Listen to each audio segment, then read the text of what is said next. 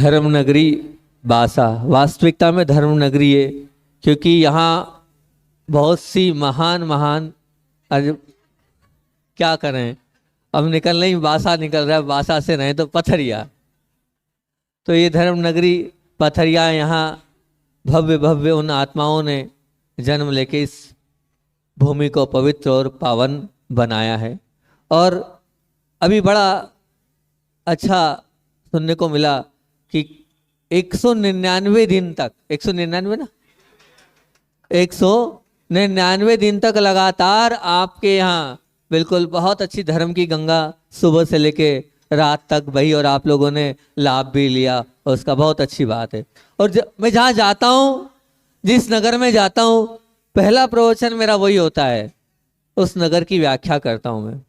तो कल चिंतन करा पथरिया नगर की व्याख्या का, तो आज पहले पथरिया नगर की व्याख्या आपके बीच में रखता हूँ, क्योंकि सबसे बड़ी बात तो है कि 199 दिन का सानिध्य मिला आपको, वो तो ठीक है, और अब सानिध्य मिलने वाला है आपको पूज्य निरंजन सागर जी का, ये और अच्छी बात है ना।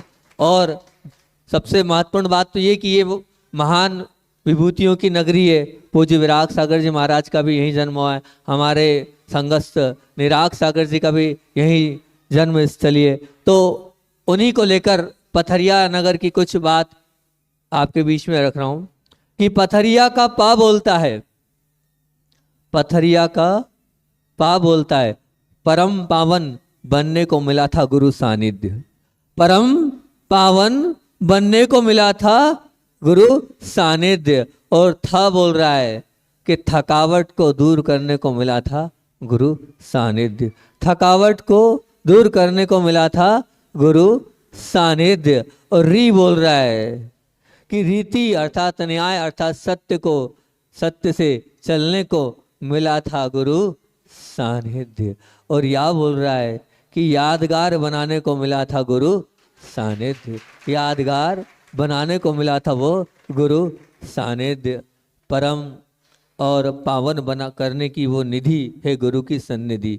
और जहाँ सब कुछ पवित्र हो जाता है वो है गुरु की सन्निधि, गुरु की सन्निधि जहाँ पर हम पहुंचकर अपने आप को पवित्र और पावन बना सकते हैं। और वो पावनता तो, और वो परम पावनता तो तभी मिल सकती है, कब मिल सकती है, जब हम पावन बनने की भूख हमारे अंदर हो, प्यास हमारे अंदर हो, अंदर से ललक हो, तभी उन पावन चरणों से हम जुड़ पाएंगे। आप जुड़े कि नहीं जुड़े बताओ तो? 4-5 महीने 199 दिन में जुड़े नहीं जुड़े? जुड़े, बहुत अच्छी बात है कि परम अर्थात उत्कृष्ट बनने की वो निधि गुरु की समीपता और गुरु की निकटता और गुरु के बनने की इच्छा होती है। और शायद आप लोग गुरु के बने होंगे, आप सबके बन गए, पर कभी गुरु के बने कि नहीं, गुरु के हुए कि नहीं, और गुरु के लिए जिए कि नहीं? बताओ तो, आप बन पाए कि नहीं बन पाए? गुरु के लिए बन पाए, गुरु के लिए जी पाए कि नहीं जी पाए?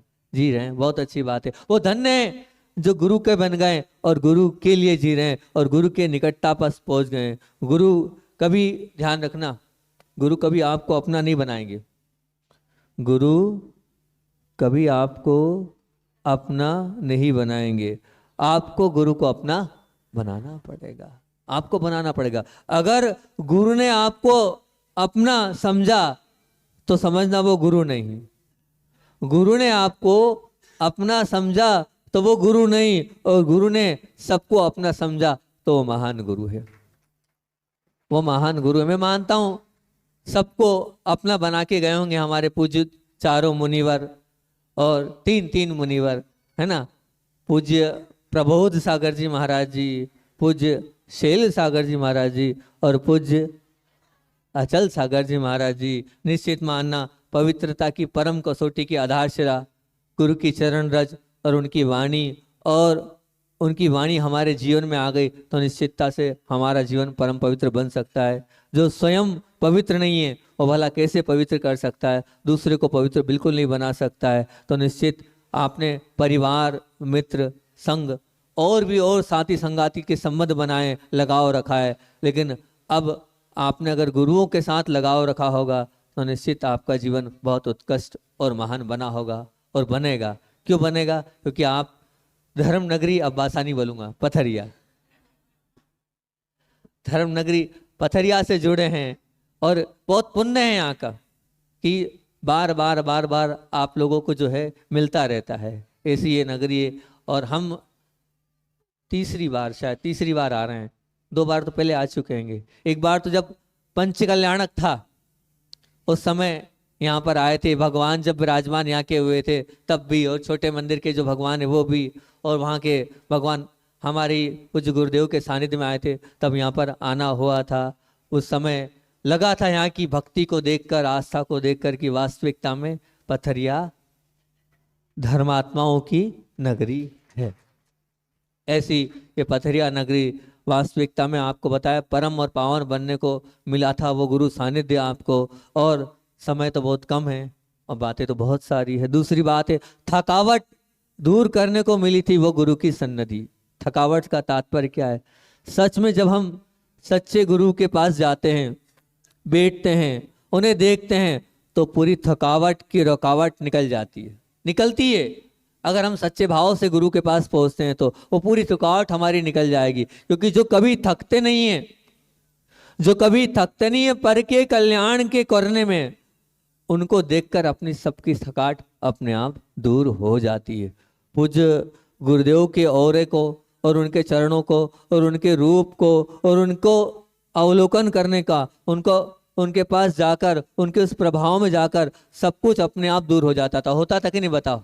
पूज्य गुरुदेव के पास जब जाते थे तो पूरी वो थकान हमारी दूर हो जाती थी। उनका वो ऑरा, उनका वो प्रभाव ही ऐसा था कि सब कुछ अपने आप मिलता था। एक सुकून, एक आराम, एक चैन उनके पास बैठने से, उनके पास जाने से अपने आप मिलता ही चला जाता था। ऐसा ही कुछ आप लोगों ने भी इतने 199 दिनों में किया होगा। क्योंकि जैसे कोई स्नान करता है तो वो पूरी थकावट तरावट में बदल जाती है, और उसी प्रकार की अगर आपने गुरु की वाणी में स्नान किया होगा तो निश्चित आपकी वो थकावट भी दूर हुई होगी। अब आप थके नहीं होंगे। अगर गुरु को प्राप्त कर लिया होगा और गुरु की वाणी को जी लिया होगा तो निश्चित आप थके नहीं होंगे। अभी भी आप तरोताजा है। लग तो रहा आपके चेहरे से कि आप सब लोग तरोताजा हैं, थके नहीं हैं। नहीं थके ना? बिल्कुल। अब इसीलिए निवेदन महाराज से कर देना, हम तो गुरु आज्ञा से बंधे हुए हैं, हमें तो आगे की यात्रा पर रुकना नहीं था। पथरिया रुकना, देखो 3 किलोमीटर का ही था और हमें तो और लंबा चलना था।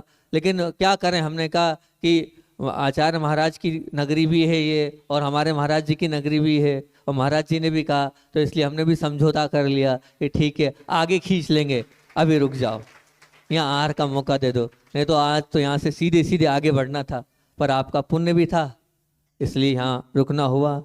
निश्चित रूप से आप पुण्यशाली हैं और उस पुण्य को आप सजो भी रहे हैं अपने जीवन में। जो गुरु जी, एक बात ध्यान रखना, जो गुरु की वैयावृत्ति करता है, जो गुरु की थकान दूर करता है, वो कभी थकता नहीं है। वो कभी जीवन में कभी थकता नहीं है। और आप लोग तो कर ही रहे हो, गुरु का आहार कराया, विहार कराया, निहार करा रहे, सब में आप जा रहे हैं, तो कभी थकेंगे नहीं। और तीसरी बात क्या बोली हमने? रीति, अर्थात रीति का मतलब समझ रहे हैं ना? न्याय। न्याय से चलने वाले, और जिन्होंने न्याय से चलना सीखा है, तो न्याय से चलने को मिला था गुरु का सानिध्य। गुरु हमेशा अपने जीवन को ईमानदारी से जीते हैं और सबको ईमानदारी से सच्चा पाठ सिखाते हैं। ये वो गुरु कहलाते हैं जो खुद सच्चे मार्ग पे चलते हैं और दूसरों को भी सच्चे मार्ग पर चलना सिखाते हैं। गुरु के पास रहकर हमने अपने आप को कितना ईमानदार बनाया और कुछ सीखा है, तो सत्य धर्म से हमने अपने जीवन को कितना सत्य से प्रकाशित और अपने आप को प्रकाशित किया है। बताओ, कुछ ईमानदारी आई नहीं आई? 199 दिन में आई तो बहुत अच्छी बात है। उन्होंने तो सब कुछ समय पर किया और करने का उपदेश दिया, पर जैसा कहा वैसा हमने किया तो ये मानना कि हमारा जीवन बहुत अच्छा बन जाएगा। बहुत महत्वपूर्ण प्रश्न है कि उन्होंने तो ईमानदारी से जीवन जिया, लेकिन हमने ईमानदारी से अपने जीवन को जीना सीखा कि नहीं? न्याय से चलकर हम आने वाले हर अन्याय को बदलकर न्याय में परिवर्तित और संयोजित करने की ताकत रखते हैं। जिनका जीवन सच्चा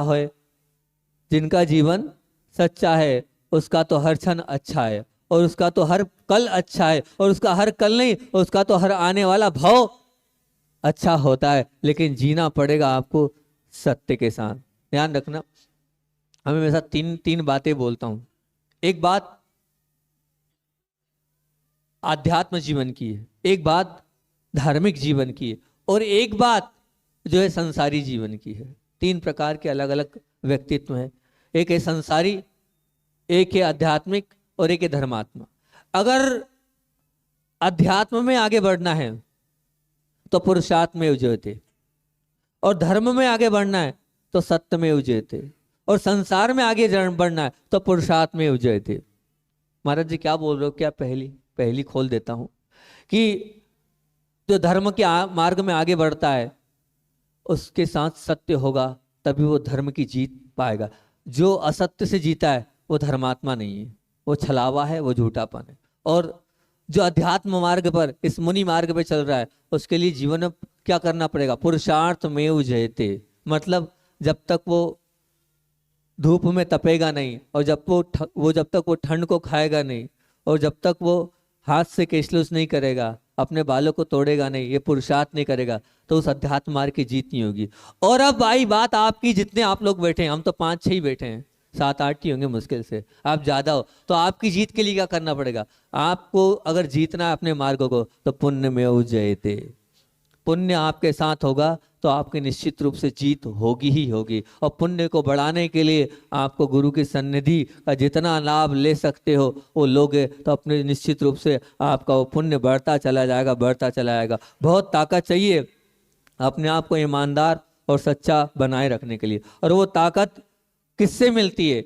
निश्चित वो ताकत गुरु से मिलती है। गुरु का उपकार है कि उन्होंने हम सबको देखकर बहुत ईमानदारी से अपने खुद की मूल गुणों को पाला, और पालने के बाद हम सबको भी उस पालने की राह पर हमें बताया, सिखाया और रास्ता दिखाया। तो अब कितने ईमानदार आप बने और कितनी सच्चाई आपके जीवन में, उसको देखना। और चौथी बात है पथरिया के या पर, कि यादगार बनाने को मिली थी गुरु सन्निधि। यादों के साथ रहना ही संसार की बसावट में अहम भूमिका रखता है।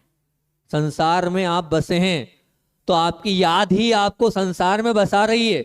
आज आप भटक रहे हैं, उसका कारण क्या है? बस वो आपकी स्मृति और वो याद अगर गुरु की रखने से, ध्यान रखना, उल्टा काम हो जाएगा। संसार की बसावट और बनावट के बदलने में मुख्य आधार हो जाएगी गुरु की याद। अगर आपने गुरु को याद कर लिया और गुरु को अपने अंदर बिठा लिया, अब जो आपने गुरु के साथ पाया है और जो आपने गुरु के साथ अपने जीवन में लिया है, उसको याद रखना।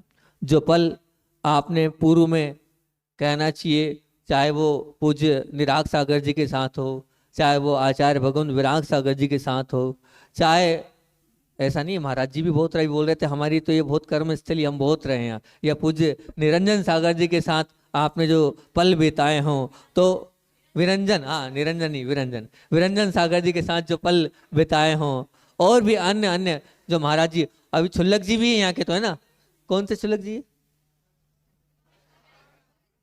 परित सागर जी, वरिष्ठ सागर जी, तो वरिष्ठ सागर जी, एक छुल्लक जी भी है ना। तो यहाँ पर वो जो जिन लोगों के साथ आपने जो पल बिताए, या जो 199 दिन निकाल के चले गए, ऐसे तीनों महाराज जी के साथ जो दिन आपने गुजारे हो, उनको याद करना, उनकी स्मृति को रखना, और जीवन में अपने पापों से छुटकारा, अपने आप को अच्छे पल मिलते चले जाएंगे। जो विशेष पल हैं हर साधु के साथ, उन्हें याद करो, उनकी भी एक फिल्म देखो, उन विशेष पलों को भी बार बार मन मस्तिष्क के साथ, जागृति अवस्था के साथ उनको देखने का प्रयास करो। वे ही यादें आपकी स्वर्णिम संपदा और गोल्डन समय है, वही आपके सच्चे सुख को दिलाने। जब मुझसे कोई पूछता है महाराज आपका गोल्डन समय बताओ, तो मैं बोलता हूँ जब मैंने गुरुजी की वैयावृत्ति करी, वो मेरे जीवन का गोल्डन समय। जब मैंने गुरुजी के पास निकटता के साथ, गुरुजी के साथ जीवन जिया, वही मेरे लिए मेरे जीवन का गोल्डन समय है। मैं आपसे पूछता हूँ, आपके जीवन का कोई गोल्डन समय ऐसा है या नहीं है? कभी गुरुदेव को आहार दिया हो, कभी गुरुदेव से बात करी हो, कभी गुरुदेव से कोई नियम लिया हो, तो वही जीवन का आपका गोल्डन समय। उन यादों को याद करके, वही आपकी स्वर्णिम संपदा है, वही आपका सब कुछ है, ये ध्यान रखना। वो सच्चा सुख आपको दिला देगा। वे धन्य हैं, वे धन्य हैं जिन्हें गुरु याद कर रहे हैं, बुला रहे हैं, और वे और भी ज्यादा धन्य हैं जो दिन रात गुरु को याद करते हैं। और भी धन्य है वो जो दिन रात गुरु को याद। आप किस में हो? गुरु आपको याद करते उसमें हो कि दिन रात गुरु को याद करने वाले किस में हो? आप बोलो तो। याद करने वाले में हो, बहुत अच्छी बात है। तो वो और महाधन्य भाग्यशाली है जो दिन रात गुरु को याद करते हैं। यादों की उन संपदाओं को अपने आने वाले कल को अच्छा बनाने के लिए आप हमेशा उन यादों को याद करते चलो, निश्चित आपका वो आने वाला कल भी बहुत अच्छा हो जाएगा। पूज्य गुरुदेव नहीं है पर निश्चित रूप से आचार्य विराग सागर जी भी इस संसार में नहीं रहे और आचार्य भगवंत विद्यासागर जी भी पूज्य गुरुदेव इस संसार में नहीं रहे, लेकिन वो हो चाहे नहीं हो, उनकी वो यादें हम उनको याद करके अपने आप को, अपने जीवन को बहुत अच्छा बना सकते हैं। अपने जीवन की जो ताल है और चाल है उनकी उन यादों को याद करके हम अपने जीवन को निश्चित रूप से बदल सकते हैं। हमें याद करें क्या हमारे वो पल थे, उन पलों को याद करके हम जीवन को उत्कृष्टता तक ले जा सकते हैं। तो पथरिया की ये छोटी सी परिभाषा हमने खोली थी वो 199 दिन की सन्निधि पर। तो कौन सी थी याद रखना। कभी भविष्य में आपने हमें बुलाया और हम आ गए, हम हर नगर वालों से बोलते हैं अगली बार आएंगे तो हम पूछेंगे। ऐसी बासा वालों से हमने पूछा तो वास्तविकता में कल हम तो भूल गए, बनाकर भूल जाते हैं क्या होता है। लेकिन बासा की परिभाषा बासा वालों ने बता दी थी। बासा में हमने क्या आपको बता दे, बासा में क्या परिभाषा करी थी। तो बासा में हमने पहले दिन प्रवचन किया था कि बात मानकर, बासा का भाव बोलता है कि बात मानकर गुरु से जुड़ने को मिला है गुरु सानिध्य। वहां भी हमारा सानिध्य मिलना था तो हमने सानिध्य में प्रवचन करा था कि बात मानकर गुरु से जुड़ने को मिला है गुरु सानिध्य। और साथ से बोल लिखा था कि साथ छोड़कर गुरु से जुड़ने को मिला है गुरु सानिध्य। तो वो बासा वालों ने साथ भी छोड़ा और बात भी मानी, तभी बासा बदल गया और उसको हमने धर्म नगरी बासा बोला ना। और फिर उसके बाद सुल्लक जी ने धर्म नगरी बोला और हमने उसको धर्मात्माओं की नगरी बासा बोला। तो धर्मात्माओं की नगरी बासा थी। तो परम पावन बनने को मिला था गुरु सानिध्य, थकावट को दूर करने को मिला था गुरु सानिध्य, रीति से चलने को मिला था गुरु सानिध्य और यादगार बनाने को मिला था गुरु सानिध्य। इतना एक छोटी सी बात बोलकर अपनी बात को और विराम दूंगा। पूज्य मुनिवर प्रबोध सागर जी महाराज जी आपके साथ और आपके बीच में रखे। वास्तविकता में एक वो ऐसे श्रमण है गंभीर, और गंभीर के साथ साथ हमें मानेंगे कि इस व्यवस्थित चर्या के साथ उन्होंने अपने जीवन को बनाया था कि इतनी अधिक अस्वस्थता के कारण भी, अगर कोई इतना ज़्यादा अस्वस्थ हो कि आहार भी करते नहीं बने, उसके बावजूद भी अपनी चर्या के साथ कभी उन्होंने समझौता नहीं किया। उत्कृष्ट चर्या का हमेशा हर तरीके से पालन किया। ऐसे पूज्य मुनिवर श्री प्रबोध सागर जी। और एक और बात आप लोगों के बीच में रखता हूं मैं कि हम लोग अभी मिले थे शैल सागर जी और अचल सागर जी से रास्ते में। तो मैंने वहाँ एक एलक जी उनके साथ थे, उपशम सागर जी, उनसे मैंने कहा था, उन्होंने कहा महाराज जी कुछ ना कुछ ऐसा दो जिससे मेरे जीवन में कुछ अच्छा हो जाए। तो मैंने कहा था महाराज जी एक काम करना, आप तो इतना ही करना, आपका परिवार क्या है? बोले महाराज जी हम तो परिवार छोड़ा है। मैंने कहा मैं उस परिवार की बात नहीं बोल रहा हूँ, मैंने कहा जहाँ आप जिस संघ में रहते उस परिवार की बात बोल रहा हूँ। उनकी आप अच्छाइयाँ निकालना। तो उन्होंने अच्छाइयाँ निकाल के, मैंने कहा कितने दिन में? बोले महाराज जी आप बोलो उतने दिन में हम भेज देंगे। मैंने कहा 1 महीने की अवधि, 1 महीने के अंदर आपको अच्छाइयाँ निकाल के और टटोल कर निकालना है। तो शैल सागर जी और अचल सागर जी की क्या क्या अच्छाइयाँ उन्होंने निकाली थी, वो अच्छाइयाँ आपके बीच में रख रहा हूँ। जो अच्छाइयाँ उनके जीवन की थी वो आपको बता रहा हूँ क्या उनकी थी। कि उन्होंने पूज्य शैल सागर जी महाराज जी के लिए क्या लिखा, अब देखना वो है कि नहीं, हो सकता है और भी कुछ ज्यादा हो सकती है तो उसको ऐड कर लेना आप। उन्होंने लिखा था पूज्य शैल सागर जी महाराज जी के लिए कि महाराज जी उनका वो आकर्षक व्यक्तित्व, उनकी मुनिश्री जी की वो मुख मुद्रा, वो चाल चलन एवं बोलचाल इतना प्रभावी और इतना प्रेरणादायी है कि आधुनिक युवा पीढ़ी को और युवतियों को वो आकर्षित करता है और सबसे जुड़ने की और सबको जोड़ने की, और अपने आप युवा पीढ़ी स्वयं अपने आप उनसे और धर्म मार्ग से जुड़ जाती है। ऐसा उन्होंने, और धर्म का उचित मार्ग वो हमेशा ज्ञान दिलाकर बताते हैं। पहली विशेषता दूसरी विशेषता उन्होंने लिखी कि वैयावृत्ति सधर्मी संयमों की और उनकी अनुकूलता अनुसार वो बिल्कुल समय का और स्वभाव का और पूर्ण विवेकता के साथ वैयावृत्ति करते हैं, ऐसा उन्होंने बोला। जब वो कुंडलपुर से बुंदेलखंड की यात्रा में बिहार तो पूरा बिहार मुनिश्री का ही एक बहुत अच्छा नियोजन था, ऐसा उन्होंने स्वयं लिखा। और आगे उन्होंने लिखा, क्या लिखा कि स्वयं की वैयावृत्ति करवाना भी मुनिश्री का एक गुण मानते थे। वो कहते थे कि सधर्मी का पारस्परिक वैयावृत्ति करने से एक दूसरे की कलुषता मिट जाती है, इसलिए वात्सल्य बढ़ता है, एक दूसरे के साथ होना चाहिए। और रात में भी शावकों से वैयावृत्ति कराना चाहिए, क्योंकि कम से कम इस बहाने साधु के पास आता है, बैठता है, जुड़ता है, वो यहाँ वहाँ नहीं तो अप्रयोजनी या अशुभ विकथा में लग जाएगा, तो इस बहाने साधु संगति में बैठकर वो पुण्य कमाता है, ऐसा हमेशा उनका भाव रहता है। और एक और बहुत अच्छी बात लिखी उन्होंने कि मुनिश्री जब भी किसी से वार्तालाप करते हैं तो समिति पूर्वक हित मित एवं प्रिय वचनों के का ही प्रयोग करते हैं, ऐसा वचन विशेष वो करते हैं। और उन्होंने चौथी बात लिखी कि उनके संगठन और कौशल में बिखरे समाज के युवक संगठित हो जाते हैं। बिखरे युवक और उनके उपदेश से जो अलग अलग गलत क्रियाओं में चलते चले जाते हैं, उन्होंने समाज के मन मुटाव को दूर करके व्यवस्थित करते हैं। और पूजन संस्कार हमने देखा कि मुनिश्री पूजन विधान करवाने का सानिध्य देने में विशेष रुचि रखते हैं। बच्चों को रविवारी पूजन कराई कि नहीं कराई? यहाँ कराई। रविवारी पूजन शावकों को सामूहिक पूजन करा के और मार्गदर्शन देने के उनकी रुचि इसी विषय में ज़्यादा रहती है। और बच्चों को धर्म पर सरलता से पढ़ाने में सरल भाषा में लेखन कार्य भी पूज्य मुनिवर करते ही चले जाते हैं। ऐसे ही पूज्य अचल सागर जी के लिए भी उन्होंने बहुत अच्छी बातें लिखी। समय तो अपना हो रहा है कि प्रेरक वाचन लेखन और मुनिश्री इतने दिनों में देखा कि उनकी प्रेरणादायी लेखकों की लिखी किताबें पढ़ते हैं एवं महत्वपूर्ण बातों को टिप्पणी निकालकर अति रुचि के साथ सबको बताते हैं और प्रभावी सुविचार और हाइकों के माध्यम से लेखन करते हैं। ऐसी प्रवचन कला मुनिश्री की उत्कृष्ट है। ऐसी अचल वाणी आई थी, कहें भी अचल वाणी, ऐसी अचल वाणी सुनकर जो है सब पढ़कर सन्मार्ग में चलते हैं। ऐसा व्यक्तित्व पूज्य अचल सागर जी का अचल स्थिर व्यक्तित्व है। और समय समय पर आवश्यक मुनियों को क्रियाओं को कब करना चाहिए, समय निकालकर सुबह शाम भक्तामर का पाठ आदि सब कुछ पूज्य मुनिवर अपने आप करते। ऐसा बहुत सारे गुण और भी गुण थे, लेकिन अब समय अपना हो रहा है। उन सब गुणों को आपने तो 4, 5, 6 महीने 199 दिन गुरु का सानिध्य लिया है, आप तो और ज़्यादा बताएंगे। तो मैं इतना ही बोल रहा हूँ आप लोगों से कि ये मैंने कलेक्शन में इकट्ठा करता हूँ अच्छाइयों का, तो यही बोल रहा हूँ। हाँ महाराज जी ने में आपने अच्छा देखा, वो कम से कम कुछ अच्छा देखा हो तो महाराज जी की वो अच्छाइयाँ हमारे तक पहुँचा देना, ताकि आगे फिर हम उन अच्छाइयों की लिस्ट को और आगे तक तैयार कर सके कि हमारे उन महाराजों में क्या अच्छा था, प्रबोध सागर जी में, शैल सागर जी में और अचल सागर जी में। और महाराज जी रहेंगे तो महाराज जी की अच्छाइयाँ बता देना कि पूज्य विरंजन, अब तो गलत नहीं बोल रहा ना, विरंजन सागर जी महाराज जी में क्या अच्छाइयाँ है। अच्छाइयाँ हम जब निकालते चले आते हैं तो निश्चित ये मान के चलना हमारा जीवन भी अच्छा बन जाता है। और एक नियम दे देता हूँ, अगर आप चाहें तो अगली बार आएंगे हमारे पास, नहीं आएंगे? आएंगे, आओगे? कितने दिन में आओगे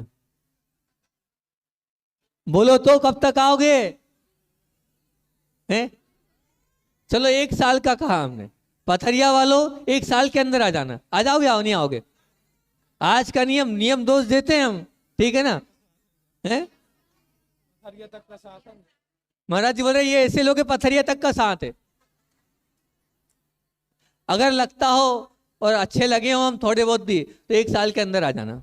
और आओ तो क्या करना है, ध्यान रखना, जब आओ तो इतना करना कि जिन लोगों के साथ आप रह रहे हो, जिन लोगों के साथ अपना जीवन जी रहे हो, अपने पति, अपनी पत्नी, अपने बच्चे, अपनी सास, अपने ससुर, जिनके साथ रह रहे हो, उनकी 4-4 अच्छाइयाँ निकाल के लाना। क्या लाना है? 4-4 अच्छाइयाँ निकाल के लाना कि ये 4 अच्छाइयाँ थी, उनकी अच्छाइयाँ निकाल लोगे तो तुम्हारा जीवन अच्छा बन जाएगा, अपने आप विनय होती चली जाएगी। और जब विनय होगी तो निश्चित ये मान के चलना, आप विनय करोगे तो मोक्ष का द्वार आपके पास आता चला जाएगा। पर निकालना पड़ेगा आपको अच्छाइयाँ। बुराइयाँ तो खूब निकालते हो, बुराइयाँ तो सासू ऐसी, बहू ऐसी, बेटा ऐसा, पति ऐसी, लेकिन क्यों आपके पति में अच्छाइयाँ नहीं है क्या? है ना? तो 1 साल तो बहुत बोल दिया, 1 दिन में निकलना चाहिए 4 अच्छाइयाँ। तो आप अच्छाइयाँ निकालकर 1 वर्ष तक का समय दे रहे हैं। आज का पथरिया वालों का यही नियम 1 साल। और बाकी क्या नियम था? कल नियम दे दिया था ना हमने। हाँ, और तारीख के हिसाब से आज तारीख कितनी है? 26 तारीख का कल रात को हमने वायरल कर दिया था नियम कि कम से कम 10 मिनट का ध्यान करना है। ये नियम है, और इस नियम को, और बाकी आप लोगों के लिए ये नियम है कि एक साल में कम से कम 4 अच्छाइयाँ अपने वालों की निकाल के लाना है, और आपके अपना कोई नहीं हो तो मत निकाल के लाना। इतनी ही बात रखकर अपनी बात को विराम दूंगा। बहुत अच्छा लगा पूज्य मुनिवर के साथ, वात्सल्य स्नेह के साथ मुनिवर के साथ हम रहे। कल से अभी तक की सन्निधि हमें मिली। महाराज जी आ नहीं रहे थे, हम महाराज जी को लेके आए, ठीक है ना। हाँ, आप ध्यान रखना, महाराज जी तो वहीं आर कर रहे थे, हम लेके आए हैं महाराज जी को कि साथ साथ चलो महाराज जी, एक दिन की सन्निधि आपकी हमारे लिए और मिल जाएगी। ऐसे ही वात्सल्य इसने सबका बना